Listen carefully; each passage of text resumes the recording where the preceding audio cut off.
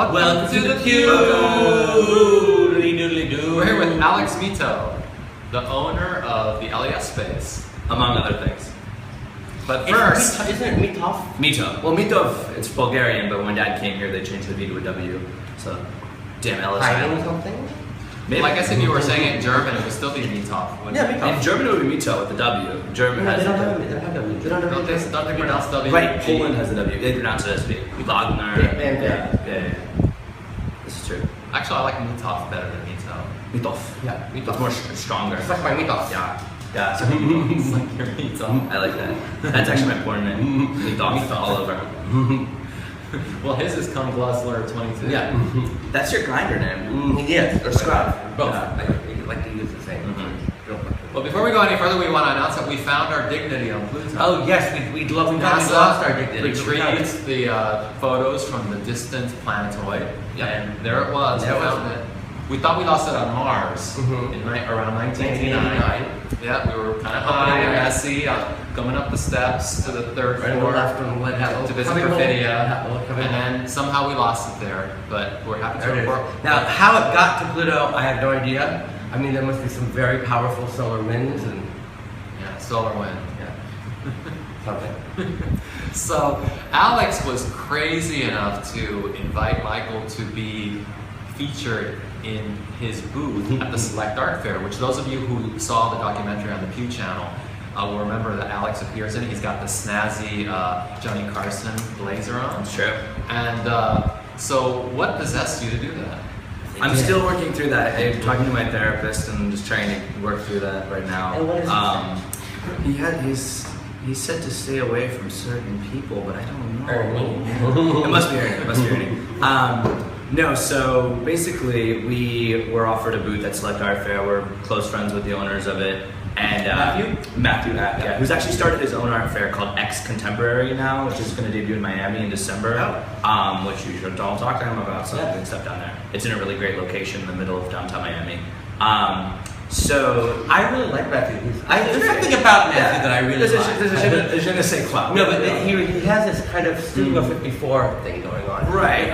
It's the slick back hair. It's that. It's what I imagine. He doesn't give a shit. Because back then people were kind of like, even successful people would go out and kind of not care so much about it. Right. No, I agree. That describes Matthew pretty well.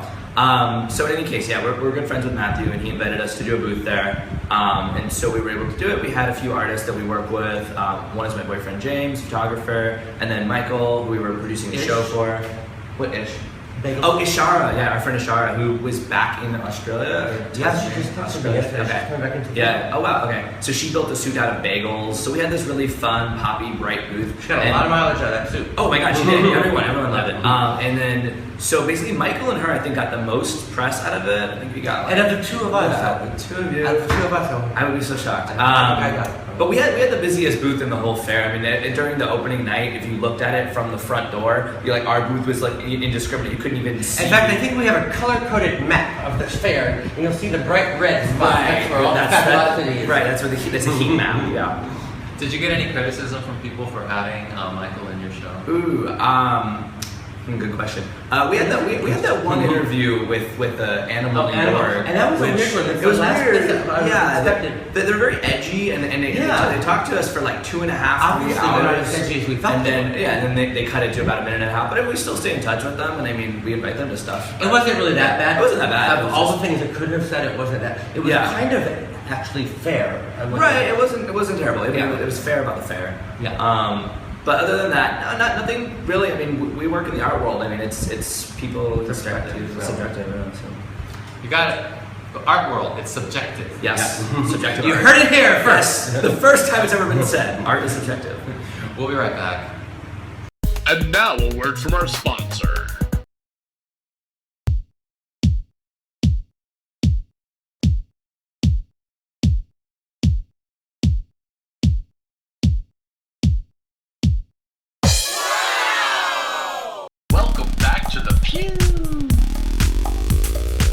Welcome back to the Pew! These breaks just seem like they just go like that. Really quick. Time's flying, Earth is flying. Pluto's Pluto's going fast too with your dignity. So Michael has a screed about gay magazines. A screed. The other day we were talking Not about... to be confused with a screed or a scrod. This is a screed. A screed. So what is your screed? If you could repeat it, because it was very funny. My screed? My screed is funny. You find humor in my screed? I thought so, yes. I don't see anything funny about the screed. My screed is as follows. Why should I tell you what my screed is? My screed is that there are no cool or trendy gay magazines in this country. The UK is chock full of trendy, hip, cool gay magazines. Attitude, Boys, Gay Times, and I know whatever you will say about those magazines. But there's nothing in this country that's comparable. You look at The Advocate, Out, Genre. They're all almost as bad as straight magazines. I mean, there's nothing edgy about them. There's nothing cool. Gay people in this country are so concerned with not looking, with wanting to assimilate basically, and because of they want the marriage equality and all that, and they've got that, but they are so afraid. I mean, Logo. So now that they're equal, they're completely fucking boring. Logo, for instance, the first big gay TV channel was afraid to put RuPaul on. Now they have her on, but they said no to her in the beginning because she was too much. Trying to normalize it. Yeah, they do not want anything that's going to stick out and make them look, Meanwhile, she has transformed. Well, exactly, but that kind of proves that they were, proved my point in that they were wrong. I mean, gay people have always been the standouts and evolutionarily apparently speaking. not according to your magazine standards. Well, That's what I said. We're going back. America is pushing gay people back in evolution. Evolutionarily speaking, that is one of the purposes of gay people. You heard that, right? It is. And to so push the edge, push the frontier, push the boundaries. Yeah. Take your clothes off. Yeah. Just run naked to Times Square. Agreed.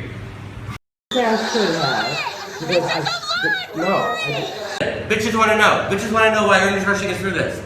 Mark Alexander wants to know, he was glad that Astro Erles is still working the freaky looks, and he wants to hear more stories about the 90s. All right. You have any good stories? I have a good story about... Astro's number? I have a good story from the 90s about Astro and Michael. Remember the time that you broke his outfit and then he started punching you? That was Kimmy's birthday party, a dinner party at Bellevue.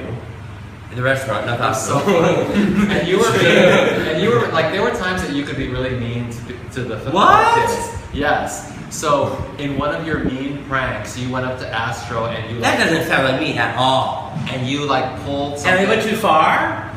You went too far. So he broke some piece off of Astro's cyberpunk outfit, and then Astro exploded in a rage. Yeah, and then started pushing and punching. It was like a horn on his shoulder. He had a horn on his shoulder. You did it on purpose? No. You did too do it. Oh, I did not. When have you ever known me to do something malicious like that on purpose? It was very common back then. I don't believe you. Oh well. You're a liar. You were so high, you didn't know what you were doing. See, that's the thing. Anybody here, I see the smile on your face. Anybody who uses Says the person that would stumble all through the club, without any control over their faculties. Go ahead. And you remember, you knew what you were doing. Anyway, yes, I accidentally tapped him on the shoulder like that, and he just flew into a rage and was chasing me through the restaurant. I had to hide under a table. In the middle of Bellevue, this is a very fancy, schmancy restaurant. I'm hiding under a table because they had the tablecloths go down to the floor, and Astro's knocking, like Godzilla walking through the restaurant, knocking over tables and chairs and everything. It came out. And then I remember at the end, trying to calm it down. I was like, "You want some chocolate mousse?" Who calm me down or him down? Astro. Oh no, It didn't work. Oh, we've got passers-by giving his hand signals in the window and See you next time. Bye. Bye.